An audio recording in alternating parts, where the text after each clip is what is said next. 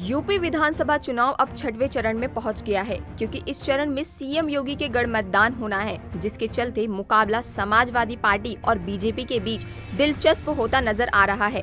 क्योंकि इस चरण में सीएम योगी की सीट भी शामिल है, जहां से वो चुनाव जीतकर विधानसभा की सदस्यता पाने की बाट जोड़ रहे हैं। ऐसे में उनकी सीट को चुनावी समर में फंसा देने के इरादे से अखिलेश यादव ने भी पूरा जोर लगा दिया है। दरअसल 3 मार्च को 10 जिलों की जिन 57 सीटों पर 676 प्रत्याशियों की किस्मत का फैसला होगा, उनमें पूर्वांचल के अंबेडकर नगर से गोरखपुर तक की सीटें शामिल हैं, जिसमें 12 से ज्यादा ऐसी सीटें हैं जहां सीएम योगी के बेहद करीबी माने जाने वाले नेता ताल ठोक रहे हैं। ऐसे में ये कहना गलत नहीं होगा कि इस चरण में बीजेपी की नहीं बल्कि सीएम योगी की असल परीक्षा होनी है। ऐसे में विपक्षी पार्टी सपा और बसपा ने भी पूर्वांचल में बीजेपी के खिलाफ जबरदस्त घेराबंदी कर रखी है, क्योंकि राज भर की सुबह सपा इस बार बीजेपी से नाता तोड़कर सपा के साथ मिल गई है, लेकिन वहीं बीजेपी ने निषाद पार्टी को अपने साथ मिला लिया है।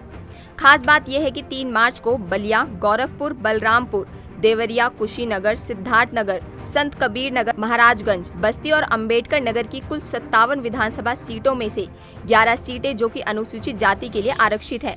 सच तो यह है कि जिन 10 जिलों की सीटों पर चुनाव हो रहे हैं, उनमें से 2017 में अंबेडकर नगर को छोड़कर बाकी जिलों में बीजेपी का ही पलड़ा भारी रहा था।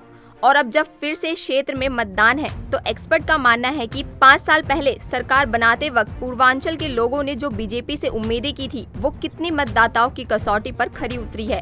उनका आकलन भी इस मतदान का आधार हो सकता है। जिन 57 सीटों पर चुनाव हो रहे हैं, उनमें से 52 सीटों पर बीजेपी चुनावी मैदान में उतरी है और बाकी 5 सीटों पर उनके सहयोगी अपना दल और निषाद पार्टी के प्रत्याशी हैं। तो वहीं सपा 48 सीटों पर चुनावी मैदान में उतरी है और बाकी सीटों पर उनके सहयोगी ओम प्रकाश राजभर की पार्टी सुबह सपा ने अपने उम्मीदवार उतारे हैं। बसपा 57 और कांग्रेस 56 सीटों पर चुनावी मैदान में है। बहरहाल इस बार का यूपी विधानसभा चुनाव 2022 पूर्वांचल के लिहाज से काफी अहम माना जा रहा है। इसका कारण है कि बीजेपी ने यहां से विपक्ष का सफाया कर दिया था, लेकिन इस बार बदले हुए सियासी समीकरण में बीजेपी के लिए चुनौतियां बढ़ गई हैं।